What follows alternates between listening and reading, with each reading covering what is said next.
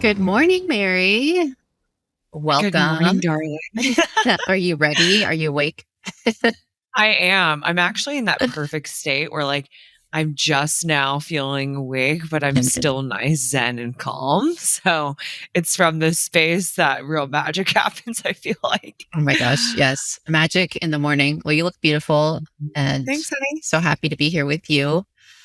Let me start by telling everyone listening to this what made me absolutely love Mary as a person from the start. I just absolutely adore how authentic and real you are. I love that you just tell it how it is. You're honest, you're sincere, and you share your stories so openly, and it's just wonderful. What I really loved, I think when I first saw your Instagram, which is how I was first connected with you, I think you were discussing intuitive eating. And that was the first time I'd actually ever heard about intuitive eating. And I'll never forget it because you had a picture of like this big, delicious pastry. And your caption about it was like, I don't know, some ridiculous caption. I don't really remember, but just basically about how delicious it was. And you didn't feel bad about eating it. And it was just brilliant, like nourishing, and that you were thoroughly enjoying it and that you didn't really care. And I just loved it. I was like, wow, she's just so honest, so real, and so connected. So that was kind of where I first wanted to start with this was how did you arrive at intuitive eating? What was behind it? What is it actually? Yeah, 100%. So cool. I actually, as you're saying that, I know exactly what you're talking about. This beautiful French pastry when I was in Paris. So cool. So, yeah, how did I arrive at intuitive eating? I really arrived at this relationship with intuitive eating out of necessity. So, at a certain point in time, my relationship with food and my relationship with my body was really distorted. I found that my body and I felt like there was this separation. I felt like my body was against me. I felt like I was always having to control my body. Like my body was this animal in a cage. And unless I really put a lot of mind work and conscious infrastructure around how to work with that, with my body, then the beast wouldn't be tamed. Then I would be taken over by the beast. And to me, what that looked like was my worst fears of Yeah. gaining weight or it changing or something happening that was beyond my control because I had such strong associations between body size, the way that my body looked, and worthiness and Mhm. success. And we can look at this from a conscious perspective and think, well, duh, I know that like as your friend, I'm still going to love you and I'm still going to think the world of you, whether your meat suit changes or not. But programmed from a programming perspective, if we have such strong associations between our acceptance and our safety in our lives and our ability to be loved in our lives and in a variable that is anything outside of our inherent worthiness, then it puts your body in fight and flight, makes you freak out, right? And lose your ish. So for me, controlling food was a means of being able to tame that beast. My relationship of controlling food and why I was controlling that beast in the first place was a result of trauma Uh-huh. over the course of my life. I endured sexual trauma at the beginning of my life as a child, again as an adult. And so I felt like body sovereignty, feeling like my body was mine, was something I was connected to, was something I hadn't felt from a very young age. So really, my journey with intuitive eating went hand in hand with my journey of reconnecting back to my worthiness, to in my inherent worthiness. Or actually, really, once I was working on restoring the correlation between acceptance and worthiness no longer equaling body size, but equaling who I am as I am right now, just for being alive, my relationship with food was really able to restore, right? And I was able to connect back into the body's intuitive compass. And that's what intuitive eating is all about, right? Like reconnecting back into your body's innate ability to tell you signs and signals when you're full, what you like, what you Uh-huh. don't like, how much is good enough, how much is too much, right? Like think about how a kid eats. A kid isn't like, well, if I look at this label, I can probably eat this amount of stuff. And, a kid eats what it wants to eat and doesn't want to eat what it doesn't want to eat. And when it's full, it stops eating, right? Kids are still very much connected at a young age to their bodies. They're connected to that built-in intuitive compass. So intuitive eating is simply the process of connecting back into that intuitive compass that a lot of us become separated from traumas, from associations, from programming. So that journey of reconnection has brought me into intuitive eating and created the freedom for me to trust my body.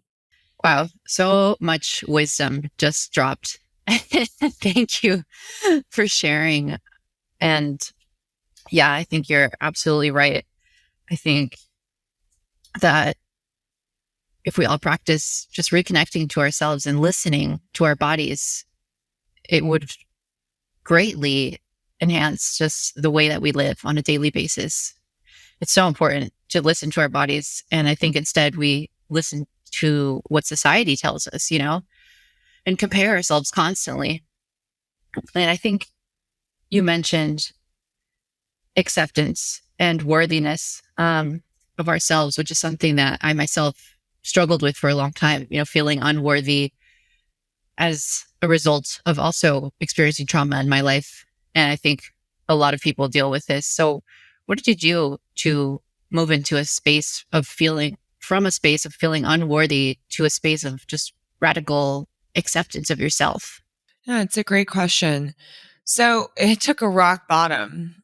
It really took me to be in this space to be like, okay, all of this stuff that I'm doing right now, it's not working. The control, it's not working. I'm exhausted. I still, even if I think that each milestone that I would arrive at, whether it was at body size, whether it was at success in career, whatever it may be, I I kept arriving at these milestones and still not accepting myself. So it really required me to dive in and say, okay, I keep pulling and trying to pull out all of these different aspects outside of myself in order to come into that full acceptance, when what I really need to do is to venture so deeply inside of myself and take an inventory of what's happening within me. What is the architecture that is taking place? What are the systems that have been built that I'm relying upon, and how can I rebuild these systems? So really, how I've arrived at this place of acceptance was out of, again, necessity. It was about allowing my curiosity to lead, seeing what wasn't working and saying, okay, let's try work, like just relying upon that intuitive compass. And along the way, through my curiosity, allowing, instead of, you know, each time hitting a wall and saying, that's it, I give up. Mhm. Instead of doing that, saying, okay, that didn't feel necessary. That didn't feel good. Let's try on something else.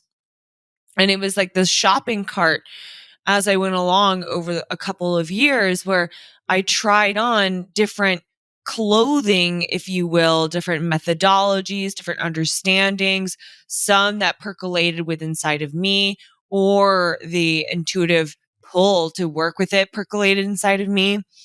And then different methods I brought into my shopping cart.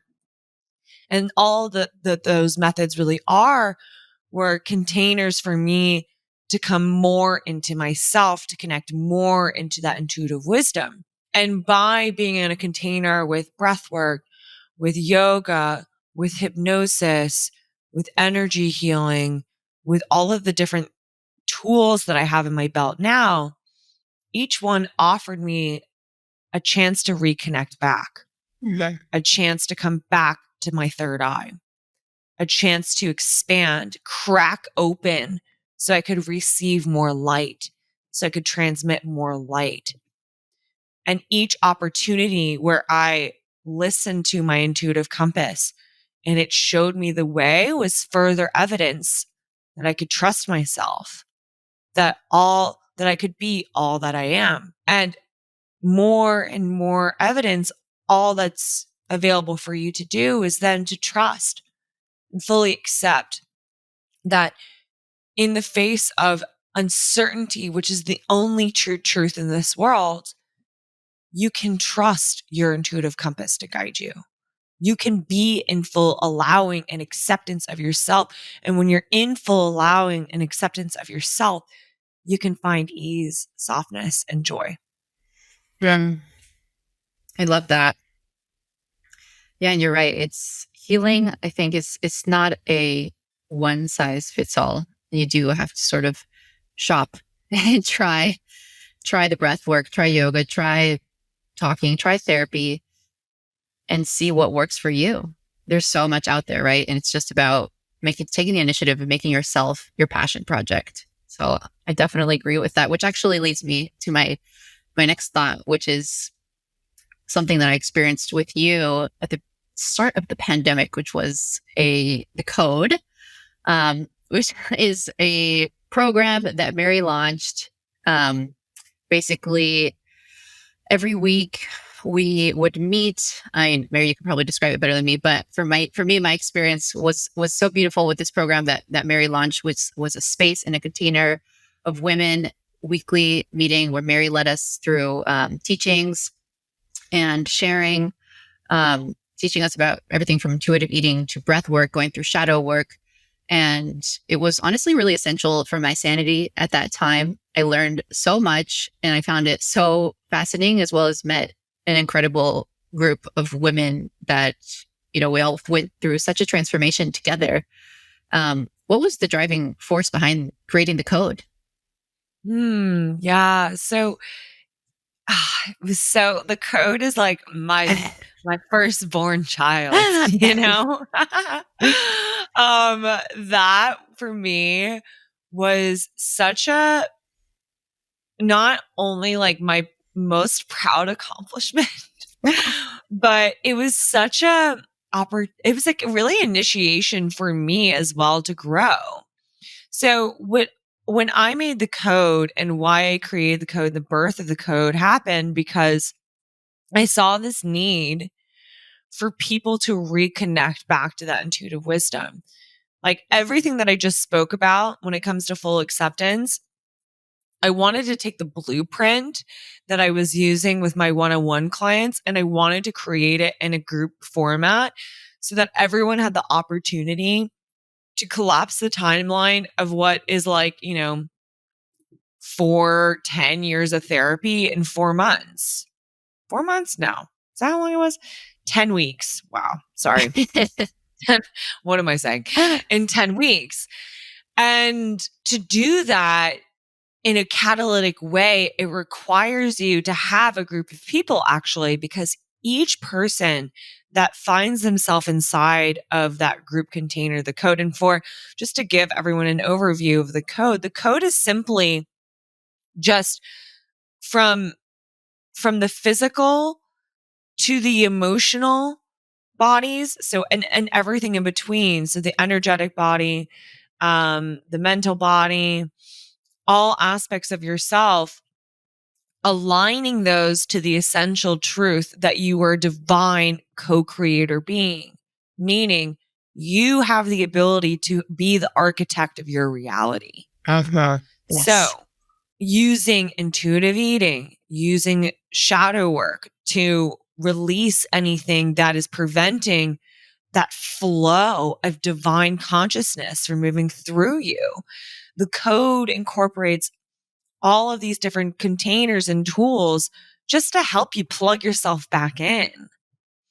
And I created it with the group, like I was just to circle back to what I was saying before, because no one finds himself inside of that container if it's not on purpose. Like everyone who arrives in that container I truly believe has a contract to arrive there so that everyone is a mirror for one another. So even though you might be watching someone else speak about what they're going through in their experience, it is divinely set up as such that you see a part of yourself in someone else.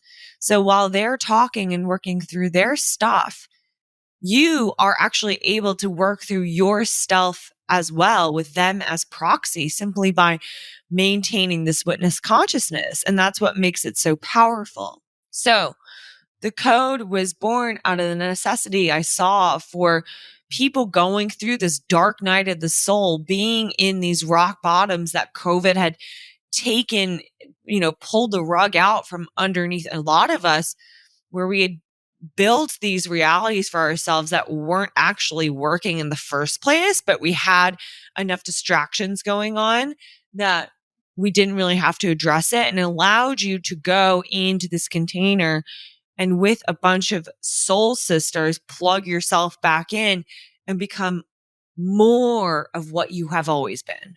Mm-hmm.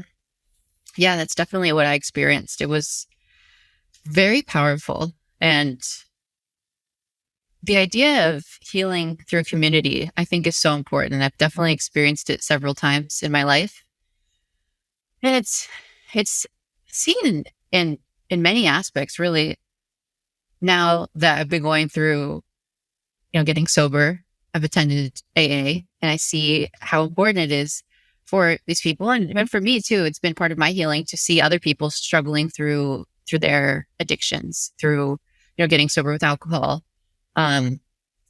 There many years ago, I did also go to rehab, and an outpatient rehab where we did group therapies. This is when I was younger, on a weekly basis, and it's just so important to be amongst community. And then the code, I just realized, I'm very attracted to healing through community. It's always been, I guess, in my nature. It's been a long journey of my healing.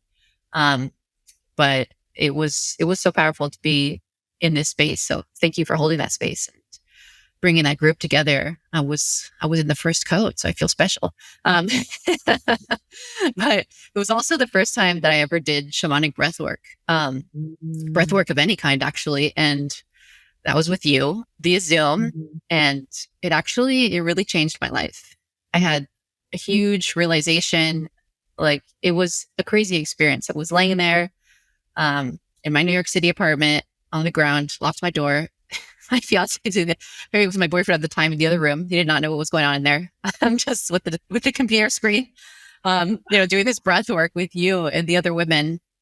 And it was just so incredible. 45 minutes doing this breath work. And I could not believe that all I was doing was breathing. And at the end of it, I was sweating, completely sweating. And can you just share a little bit about breath work in more detail, like what it is, what are the benefits? How did your journey with breath work begin even? Yeah. So I love that you're speaking to that, because that sweating is like a purge of energy, right? There's so many different things that can happen. Breath work is so beautiful because it allows us to artfully descend into our subconscious minds. Our subconscious minds drive about 95% of our actions, right? It's the unconscious computer that saves us time, that makes decisions on our behalf so that we can use our conscious space to use towards the novelty stimuli that enter into our lives. And so breath work is so cool because it's like you go on a shamanic journey using your breath. So just to give people an idea of what this type of breath work is, just because it's really different than pranayama, what some of us are used to if you attend a yoga class. This shamanic breath work, this conscious connected breath work, is a 1-to-1 ratio of inhalation to exhalation. at a moderate to rapid pace. And what this does over a prolonged period of time without stopping is it's not hyperventilating because you're breathing into your diaphragm and you're breathing in through your nose. So it's not stimulating your fight and flight nervous system. It's stimulating your rest and digest. And what it does is that it slowly oxygenates yourself so that you slip into an alternate state of consciousness. And it slips you into this shamanic like realm, to this dream like realm where you're able to witness unhealed emotions, unintegrated aspects of self, and truly witness and be with it and feel safety in it. But it also allows you space to receive downloads, to receive understandings, sometimes even to like talk to loved ones who've passed on. Like it's a really mystical space. And it's a really profound experience because that ego overlay that exists always, that's here to help us survive, right? But sometimes can pull us away from our divine birthright, which is love, expansion, and joy. It allows that ego overlay to dissolve. And you're kind of using your breath like a plant medicine, right? It's like you're like wildly hallucinating during this experience. um in this space, just using your elixir of life, your breath. So breath work is not only, I mean, there are so many physical benefits to it, right? Like you're oxygenating your system, your cells are able to release, you purge physically from your lungs, so you release a lot of metabolites, you release a lot from your lungs, you release from your skin, but energetically, your body will release. So you may find yourself shaking or sweating or getting really hot or cold or crying, Uh-huh. or maybe you want to, you're speaking. Like there are so many ways for you to release, and it allows your body to somatically. So of the body, we store our emotions, we store our traumas in the body, and it allows us to process and release stuff that maybe we've never been able to release before because our body's been so trapped in a fight and flight response, or it just hasn't felt that safety to fully release. So that's what breath work allows you to do. It allows you to see yourself in your wholeness, and it allows you to feel that safety and release pieces and parts of yourself that are no longer in resonance with you, patterns, beliefs, and behaviors, even, so that you can allow and welcome in expansion. And what's so interesting about the code is that the code was constructed completely through a series of breathwork journeys. Like I made the code like that Right. because for every week, like actually like every week during quarantine, did a breathwork journey at least once a week. And I would come out of that and download like new understanding of what was supposed to go into this program. So I was so connected to this program from a heart-centered space that when it was presented, like there wasn't a hitch in the whole thing. Like even though I was just figuring it out as I went along the way, this was my baby, this was my first time. The breath work facilitated a sense of certainty because it was coming from my heart. Yeah, and I totally feel that when I experienced breathwork with you and actually continued to practice on my own. And I did a couple of other journeys with breathwork. It seems to be a moment where the mind just absolutely quiets and you can finally really be with yourself. Just listen to yourself like nothing, just absolute stillness. So it does, I feel, allow a space where you can receive answers, where you can really just talk with yourself and receive messages, realizations. So beautiful. I'm a big fan of breathwork. Many of us live life disconnected from our bodies, feeling out of control and reactive. We lose control of our emotions, scream at our children, the dog, our partners, and this affects our lives negatively. It hurts our relationships, and ultimately, it hurts us. Breathwork has been one of the most powerful rituals that I've developed in building a better relationship with myself, my body, and my emotions. Through breathwork, I'm able to move from a reactive state to a proactive state, and this has positively changed my life, my relationships, my health, my career, and ultimately led me on a healing journey. So that's why I'm so excited to announce the launch of my new platform, Ray Rituals, a membership community that offers on-demand breathwork practices that you can integrate into your everyday life to energize, balance, and relax your mind and body while supporting you in healing. Through Ray Rituals, you can build a breathwork practice where you instinctually start to come back to your body and are able to process your emotions and release them. It's an unlearning of what the world has taught you, to push your feelings down, to distract yourself and keep going, but instead, to pause, to breathe, feel, and move. It's simple, it's quick, and it's effective. Join me and sign up for Ray Rituals. It's time to take your power back, one breath at a time, at rayrituals.com. You mentioned plant medicine, and I actually heard your latest podcast where you were talking about Bufo, psychedelics. I have done a fair share of psychedelics. I took acid when I was 15 years old. So needless to say, I have not felt the need to continue with psychedelics, plant medicine, whatever you want to call it, at this point in my life. Now I'm, fully sober, not really engaging in this kind of thing. Breath work is pretty much as far as I'll take it these days. But I know that a lot of people have, a very close connection with plant medicine, with psychedelics, as you do, and have had beautiful experiences. So I loved listening to your journey with Bufo and with psychedelics. So I'm curious, can you speak a little bit about this and just how has plant medicine played a role in your life? Totally. I love talking about. I know it seems like I a topic love now. talking about nature medicines. It is. I mean, at some point in my life, if I'm not in some way, shape, or form facilitating or working with these medicines from a professional perspective, I would be shocked to death.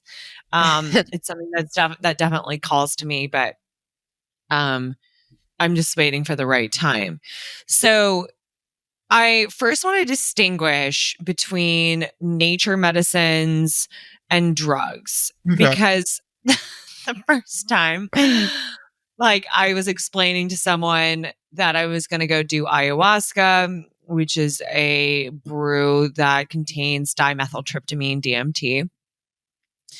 That I was going to go to Costa Rica, and then I was going to do a week retreat, drinking ayahuasca. They were like, "So you're going to go do drugs in the jungle?" And I'm like, wait a second. So the difference between what we think of as drugs and what plant medicine is drugs is an invitation to buffer away from your reality, right? It gives you the opportunity to not feel what you want to feel, to not see what you want to see. And it introduces a sense of certainty, right? Like, if I drink enough of this, or I guess drugs, alcohol too. If I drink enough of this drink, it will produce X result. If I take enough of this drug, it will produce X result, right? Plant medicines are the opposite, because plant medicines don't allow you to walk away or escape from that reality. Rather, it relies upon you and requires you to venture so deeply in that reality that you cannot avoid what you've been avoiding any longer. Mm-hmm. So within that idea, I like to think of nature medicines. So nature medicines are plant medicines plus, I say nature medicines because Bufo, so the ones that I work with, and I plan on really like I plan on working with a lot of them. Go ahead. Like I have like a whole list. For me, I'm just a consciousness pioneer, and I listen to my body, and my body wants me to go on this journey of being able to pioneer these spaces, not that they haven't been pioneered before, but to share experiences so others can see what's possible for them if it's in resonance, right? So nature medicines encompass plant medicine like ayahuasca, like mushrooms, like iboga. There's so many different kinds. And then you have Bufo alvarius, which is a toad from the Saharan desert. Bufo alvarius is a toad from the Saharan desert. And it has this venom that has 5-MeO DMT, and you can smoke the venom. And it's been used, it's not just like people are going in and just like finding these frogs and smoking them, right? But this has been, I remember the first time I told my family, they were like, "What is wrong with you?" Oh my God. It's been a rite of passage. All of these medicines, these nature medicines, have been rites of passage or have been used in tribes where these medicines are native to for very long times, to allow people to enter into a new iteration of themselves, to be all that they are. So, what I like to think of these plant medicines and these nature medicines as containers for us. So much like breathwork is a container, much like programs, having someone one-on-one, a healer, a therapist, is creating a container for you to talk to you. Yeah. Right? For you to sit with you and be like, "Hey, this is what's up. This is what you got to look at. Here's the gig." Yes, the mystical nature and I think a divine wisdom exists inside of these plant medicines and these nature medicines that allow you to have these very mystical experiences, that allow aspects that have always been there, but maybe you haven't been aware of, to enter into the scene. And I think that that's very healing. But it just catalyzes and creates a container for you to move through patterns, beliefs, and behaviors that are holding you back in a way that's almost instantaneous, right? What's awesome about a lot of these nature medicines, specifically ayahuasca and Bufo alvarius. So for those who don't know, ayahuasca is a brew of a vine and a leaf. And sorry if you can hear the sirens in the background. New York City, gotta love it. No worries. So it's a vine and a leaf that, when brewed together, allow your body to absorb DMT, which is the active ingredient in ayahuasca. And then DMT is the active ingredient in ayahuasca. And then 5-MeO DMT is the active ingredient in Bufo. Technical here. She knows it all. Yeah. And I'm going to keep it like surface level with this, but No worries. The main idea with that Continue. is I have a science background, so I can't like help myself sometimes. The main idea is that the DMT is the main ingredient here, and the DMT is the spirit molecule. So what these DMT derivatives do, even though they're two very different experiences, is they really allow you to witness expanded states of being that have always been there, but would be hard to access unless you did a lot of meditation, hypnosis, breath work.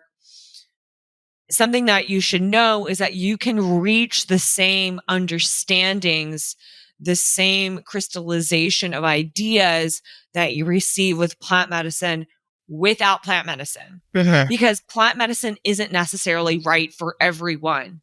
Yes. Nature medicines aren't necessarily right for everyone. And I think that's so important to talk about, because I think we like to glorify, and like it's like sexy to have this experience, right? To like go take this mystical thing that allows you to blow the doors off of your consciousness and change your reality. Yeah, if it's in resonance for you, it can be such a powerful tool, but it might not be. And you can still arrive at those same places that plant medicines offer you without plant medicine. You can do it on your own, right? And I think that's super important because I don't want to ever put anyone on a pedestal for participating in something, because they're really intense. Like they're really Uh-huh. intense. Like it still blows my mind that I do this stuff. I'm like, what am I doing? You know? But for me, it was the path that my body chose to use these nature medicines to come so deeply into myself. And it has been really instrumental in allowing. I have a very strong ego, like really fucking strong. I am so strong. I hope it's okay that I just cussed. Totally. It's okay. I have a fighter in me that sometimes really wants to hold on to her way of being, still does, even though this is my job. So for me to enter into the realm of plant medicine where I can really work with this and learn how to surrender over and over and over again, because surrender is the only real truth that it is. Right now, in the present moment, is the only working material that we have. The past, no longer here. The future, an illusion. All we have is now. So to be able to learn how to surrender to the uncertainty that is inevitable, because certainty of the future isn't real, is why I go to plant medicine, Perfect. why I work with nature medicine. So being able to explore and give people the opportunity to see what's possible for them with these nature medicines is why I share my stories. And I think that it's something that I'm good at. Like it's something that comes very naturally to me, is to take something that is hard to explain and distill it so that people can understand what this could be like for them, so that they can see, okay, this could be a path that I might want to take. And I've had people, who've reached out to me, like, thank you for sharing about this ayahuasca center or this medicine or for about this. It gave me the opportunity and the confidence to go and do it. And it changed my life. And that to me is so worth it. Yeah. Well, I think, appreciate you sharing your experience. First of all, I love that you're passionate about it. And I agree. I think, like you said before, it's not a one size fits all. So I think, everybody has to find their own journey for sure. And I know that these plant medicines, they can be dangerous too. So I think it's important to just disclose that too. Like you said, it can be glorified. There was one point where I was interested in ayahuasca, but I know that there is some cases where it can cause seizures. I am disposed to having seizures. I have a bit of a seizure disorder due to something, to a dependency that I developed to a medication. So my brain chemistry is a little messed up. So I would never do ayahuasca, but it can bring out certain things in people. So for example, I know that I've read that if you have a mental health disorder, it can bring that out in you. So I do want to disclose. I don't know that it's for everyone, but like you said, if you're called to it, then it could be your journey. I definitely have no judgment around it. But also, I think if you're on the path of sobriety and you have had addiction issues, I think it could also maybe open up doors again for you. So I think it's important to be cautious of that. If you're living on a more clear path of sobriety or really working towards that, I would definitely advise that you probably don't do plant medicine. At least that would be my experience. Because I think it would really maybe trigger some things within me. So just wanted to share that as well in talking about this. Yeah, I think that's super important. Like there are definitely contraindications when it comes to plant medicine. Like if you have a history, Yeah. like with seizures, heart conditions, there is a list of contradictions when it comes to these medicines, and that's okay, right? Yes. Then it's great, then amazing. Then there are so many different containers and different medicines, like cacao. That's a plant medicine that you can use, And like the right? breath work, honestly, the breath work, I feel like you said, we can arrive on our own to these spaces. And I do believe in that. I believe that I have gotten to these realizations, to these moments of stillness on my own. 100%. I have had breathwork journeys that are just as powerful, if not more powerful, Okay. than ayahuasca ceremonies. Legitimately, like they're the same. In my mind, I kind of treat them as the same. Okay. Um, and you don't even, and maybe breath work isn't even in your, because there are contradictions to breath work, Yeah. conscious connected breath work as well.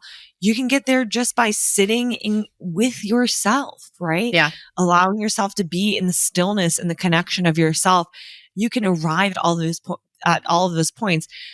Know that whatever is for you will arrive exactly as it's supposed to. And that it's super important to consult, Yes. your team of healers, of doctors, if you do decide to participate with these, to make sure you're keeping yourself safe and that you're keeping your brain safe and that you're working with people who are of high integrity. No cutting corners. Mm-hmm. If it is in resonance with you to work with these medicines, work with people who have long lineages, who have worked with this medicine for a while, who know what they're doing, who have the correct set and setting. Super important. Especially with ayahuasca. I have some people who are like, yeah, I'm going to go to upstate New York and do I'm like, don't do that. Like, do not do that. That's a bad idea. Like, you need to do it with someone who's an indigenous, who it was their grandfather and their grandfather's grandfather and their grandfather's grandfather. I've drank with, shaman you know, who are from the US, who have only been doing it for 10 years. And yeah, it was still impactful. But the difference between drinking with someone who it's passed down in their lineage and it's in their energy and their control and command of the space is so different. It is such a different and more profound experience when it's like going to a plastic surgeon in New York City rather than going to a plastic surgeon in the middle of nowhere who this is like a very weird example, but we're just gonna roll with it. Um, who maybe like just came out of their first year of school. Yeah. You know what I mean? Like they might still get the job done, but is it the quality? Is it the depth? Is it what you want? So Okay. yes, it's important asterisk. Okay. Definitely. So I want to move to another question, which is, how has manifestation played a role in your journey? Yeah. You're a manifestation queen, so I think this would be a great topic for us. Yeah. Okay. So manifestation is quickly becoming one of those things that I'm being called to share with a collective. Uh-huh. So manifestation, and it's actually really cool that we're having this conversation right now because I just launched this course called The Portal. Yes. It's 3 manifestation experiences live with me over Zoom. And each experience has a masterclass where we're dropping consciousness codes into your aura. All of that means just we're helping you to understand the architecture of manifestation Uh-huh. and what that means for you. We're giving you actionable steps, actionable tools. And then the second half is a hypnosis energy healing. So the hypnosis wires in the work into the subconscious mind, and then the energy healing wires in the work into the energetic body. So it's a very holistic way of going about manifestation. That's felt really yummy. For those 3, I had the first one last night. It was so dope. For the 3 different classes or experiences that we're having, we had the first one on purpose and prosperity. The second one is on pleasure and partnership. And the third one is on wealth. So trying to hit the places where I see people looking to work with manifestation the most. Uh-huh. Manifestation is just life. We think about manifestation as like, woo, it's manifestation, it's magic. I want the $1 million. I want the G-Wagon, right? It's like, we think of it as like this, like almost like it's like this witchy practice that we do. And there are things that we can do with it that make it into this like fun witching ritualness, right? Which is beautiful. Ritual is just a way of introducing beauty and intention into a way of being. But manifestation is just life. Manifestation is the process of allowing ourselves to move from a space of victim consciousness. So I am the pawn in the game of my life, to co-creator consciousness. I am the creator of the game of my life. There are some places in our life where we are more in victim consciousness than others. Things are happening to me, right?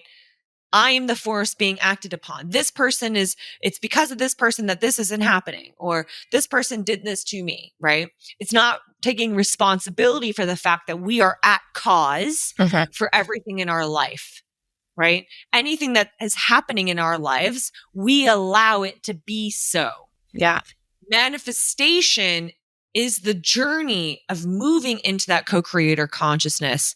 Everything is happening for me so that you can consciously select your reality, the frequencies that you want to embody. And frequency is just a fancy word. I could get really technical, right? I'm not going to do that. I'm holding myself back. I'm pulling it back. But for the purposes of this conversation, frequency is just alluding to energy, right? So we can consciously select the energies that we want to embody that allow us to be all that we are. So we will manifest two aspects in our life, okay? We will either manifest the opportunity for us to heal lack, limitation, separation from the truth. And that truth is we are all of one. I am you. You are me. We're all reflections of one another. We are all connected. We are all an image of source consciousness. We all have source consciousness running through us, right? We are divine co-creators. This is your fucking video game. Like, we are here to have fun, to make it fun, right? To make it joyful. The world is an illusion for us to experience and know ourselves in a deeper way. So the universe throws us a solid and allows us opportunities when we choose for ourselves. Maybe it's a job, right? So say, for example, there's a job you like really want this, you decide on a career, you really want this one job, and this job opportunity shows up that's not quite the one that you want, but you're like, you know what? I could be happy here. This could be it, right? Anytime you are settling, you are in lack, limitation, or separation from the truth that you can have and occupy space as the thing that you want to be most, right? Your desires are your compass for where it is that you're supposed to go. If you choose the job that isn't in full alignment with you, ultimately what will happen is the universe will apply pressure to the situation because the universe wants you to align back to your true alignment, wants you to align back to your true inheritance, to your true setting, which is joy, which is flow in the moment, which is to have the job to the exact specifications that allow you to be all that you are. So in instances like that, you are given the opportunity to heal why you believe it wouldn't be possible for you to have that job that would allow you to be all that you are, so that you settled for this one, right? So you will always be put in a space where you're given the opportunity to be molded by the experience, download wisdom, and then allow yourself to move into the aligned path. What a beautiful gift that is, right?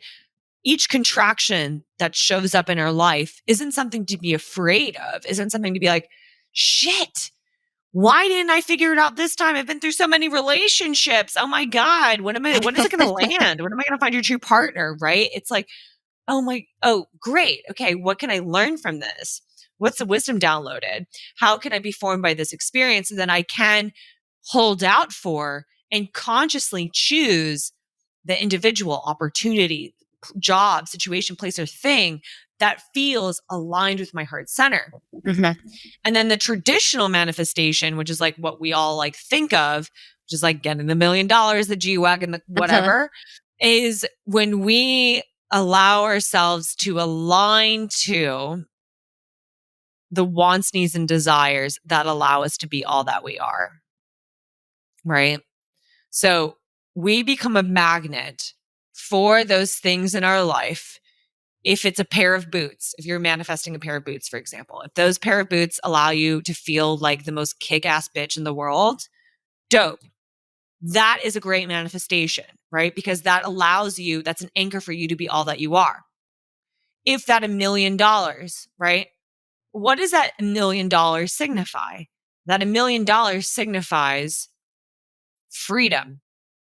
Freedom can allow you to be in your mission, to not have to worry about feeding yourself, your family, to have shelter over your head, etc.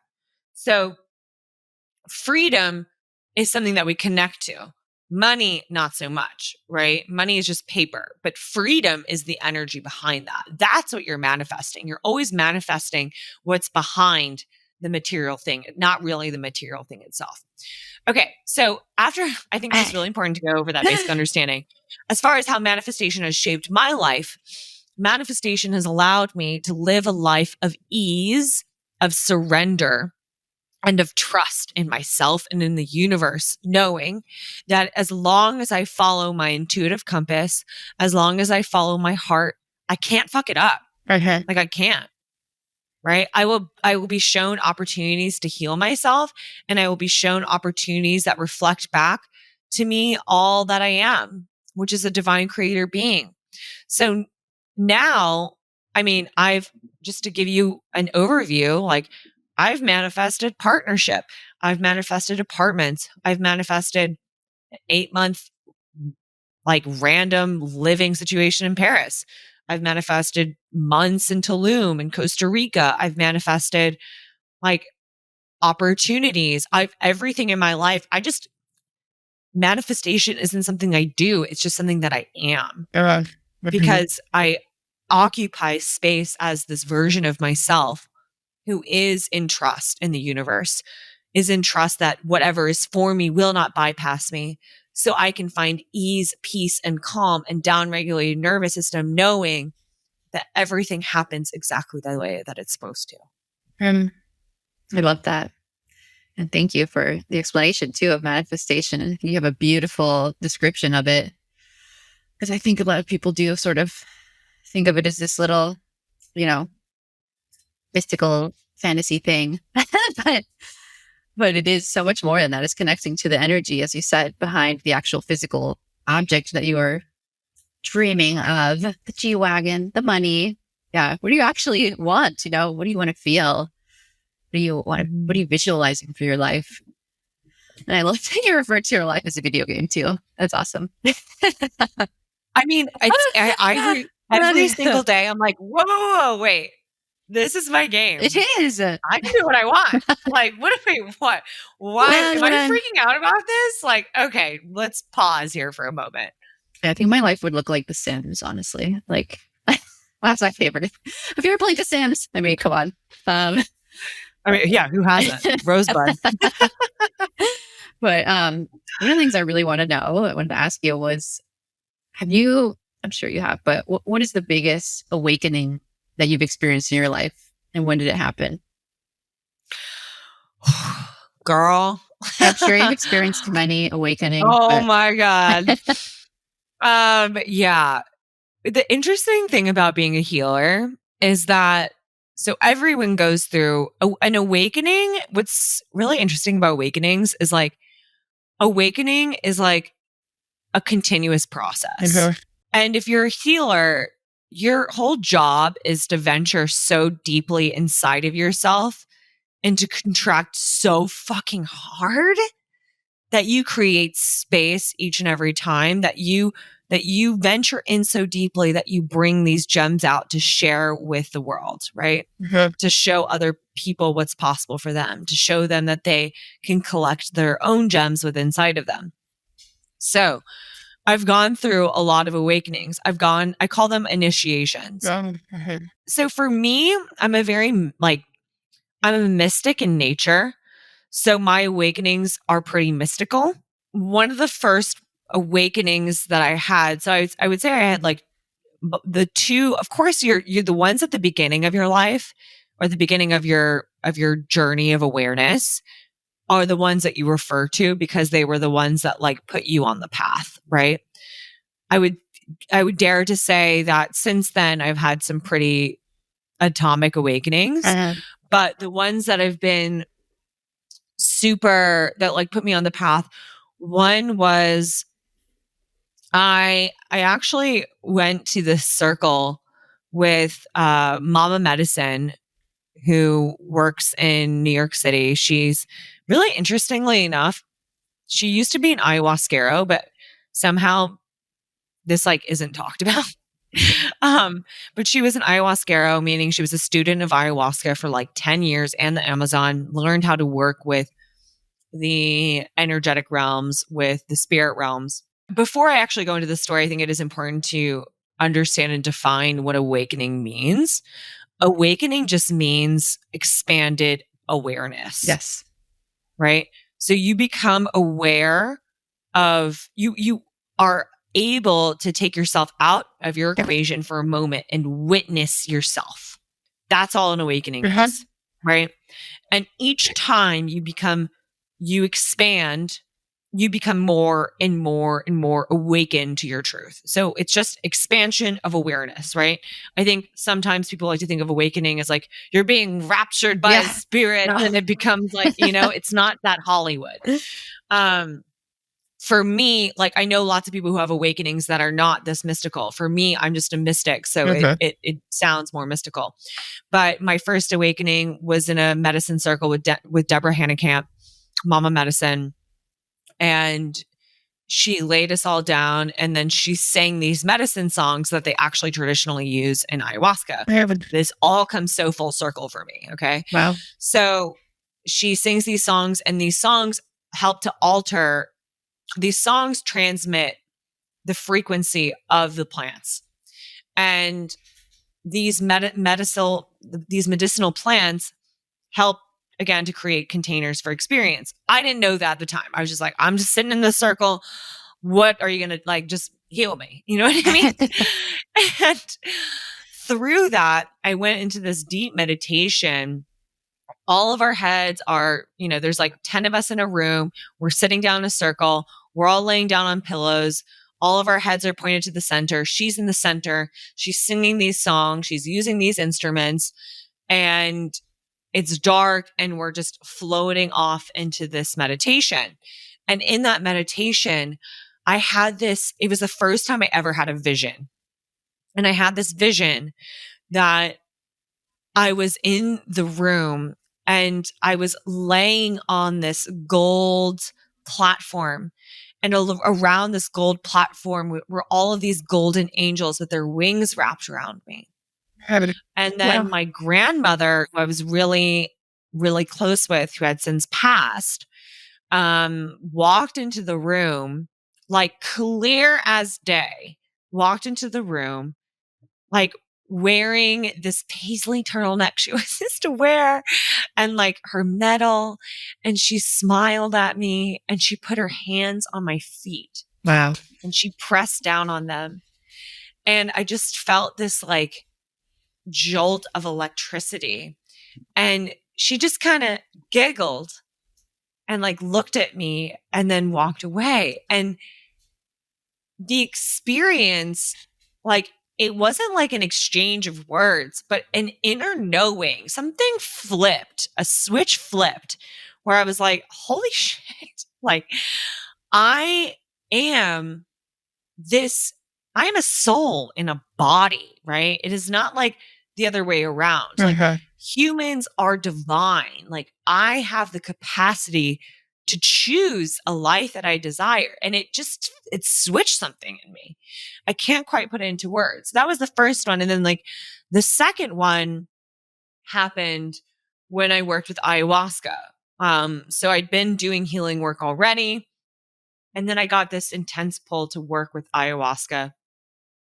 So I went to Costa Rica and I worked with the medicine, and it allowed me to release childhood trauma, and to actually release a lot of stuff within my lineage on my dad's side. And it was the first time that it was placed into my field. Basically, it was like me shaking me saying, you need to become an energy healer and you need to start working in the unseen realms. And so that's what I did. If you told me like a couple months before that I would become an energy healer and I'd be like working with breathwork and channeling and working in those realms, I would be like, I would never believe you. I'd be like, there's no way. Wow. Like, what? Are you serious? No. So it really awakened me. And it was like, there was no questioning. Like I came out of that and I was like, okay, time to become an energy It's healer. time. It's time, right? I'm like, can't waste any more time. Got to get to it. I'm being called. And that was like, I would say like the most, I know it's like so cliche. Like, oh, I went to the jungle, I did ayahuasca and I had an awakening. Like so many stories begin like that, but I don't think that's not a coincidence that it is that way. I think that this medicine is making its way around the world so that people can have, but you can have, I have friends who've never worked with these and have profound spiritual awakenings.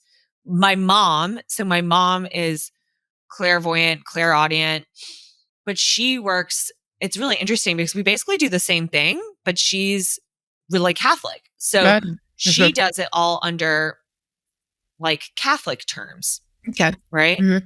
But we do the same thing. Like I talk to her about this stuff, like the stuff that happens in my world is also happening in her world, but she just has like she has different words for it. Is basically the way that I say it. Yeah. So her spiritual awakenings have happened, through prayer, through meditation, through devotion, through continuously choosing to come back to the wisdom within, which is the way that she sees it as God's wisdom, as consciousness, as source. That's beautiful. Yeah. And it's true. We can have mystical awakenings. We can have practical awakenings, religious awakenings. It is whatever form is appropriate really for you. Like, so that I think that distinction is important for us to make. An awakening does not have to be something crazy. It can literally be, as you said, an expansion, a shift. I appreciate you sharing those stories. It's so beautiful. And so beautiful how you were open to it as well. And you just accepted. Time to go. Don't question the message. I'm ready. And I think that's amazing. Yeah, absolutely beautiful. So I have one last question, which is one that is important to me. Is sustainability a part of your life? And if it is, in what way? Yeah, absolutely. Sustainability is like really like a necessary fabric of our society now, right? We have one planet. For me, I would say my passion around sustainability, yes, lies in, being really intentional about the materials that I use, the people that that I'm purchasing from,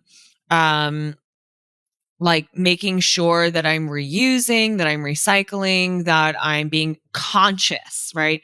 That I'm choosing with each, for me, I guess sustainability, what it looks like and its actionability is it's a choice, right?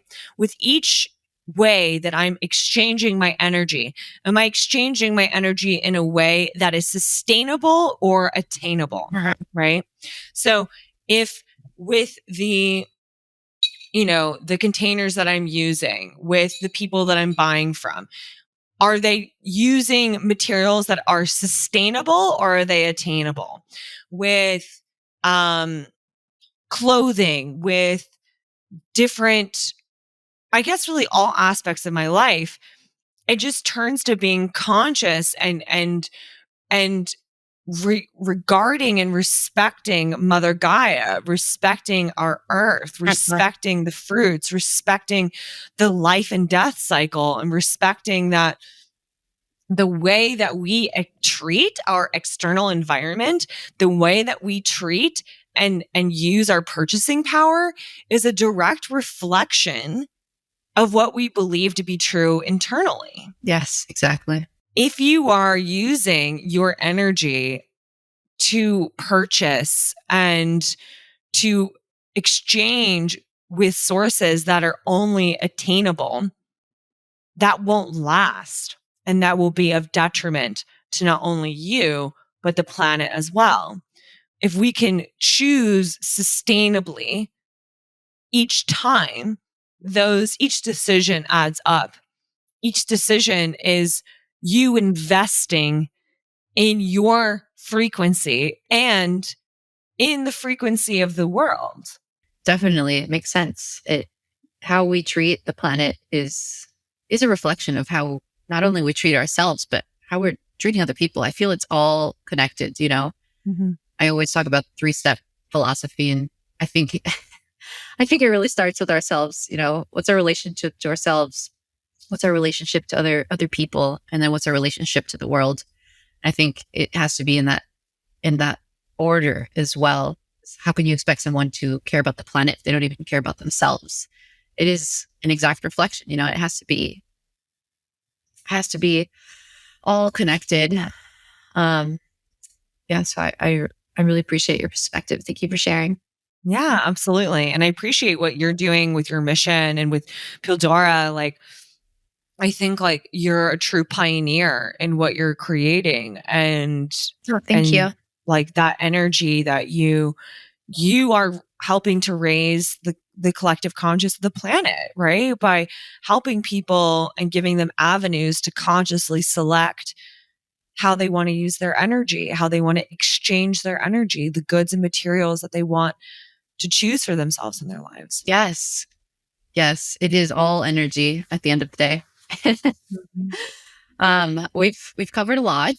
I feel that this has been such an amazing time speaking with you. I miss you so much. I'm happy that we've I had miss this moment. I you. feel that we haven't stayed in contact enough. I love my time with you, Mary. And I'm so excited to also be going on Mary's retreat at the end of this month in Tulum, where hopefully we're going to have a whole other awakening together.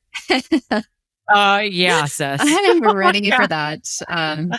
But yes, I'm so happy we got to spend some time together and just cover everything today. It has been such a magical time.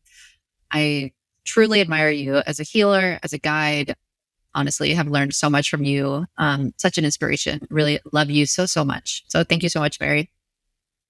Thank you so much, Christina. It's been, of course, it's every time your energy is just so like earthy and calm and like it's like a hug. It's great. I love it. It's been such a pleasure to be on this podcast and to thank you for giving the opportunity for me to be able to have these conversations with you, because it's so important. Just by listening to this conversation, other people are able to see what is possible for themselves. And of course, I'm so excited for Tulum. I'm so excited to see you again, to be reunited, to play. Yes. And I have so much good stuff in store. Oh my God, So I'm ready. I'm I'm super ready. pumped. Oh, so where can anyone listening to this podcast find you? Where can we see Mary? Yeah. So the best place to find me is at Ritual and Routine on Instagram. And from there, you can really access all the different resources that I have. I have programs. I have a mastermind that I'm about to launch for healers, coaches, psychics, and mediums. I have a podcast called the Ritual and Routine Podcast that you can find where all podcasts are available. And I have a Telegram group, which is a great place if you are a conscious individual looking for other spiritual conscious individuals. Just a good place to chat and to create community. Awesome. Yeah. Check out all of Mary's goods. She's such an inspiration. I love all of your Instagram posts. I love everything you do. So definitely slide into her DMs. All right. Thank you so much, Mary. And can't wait to see you soon. Thanks, honey.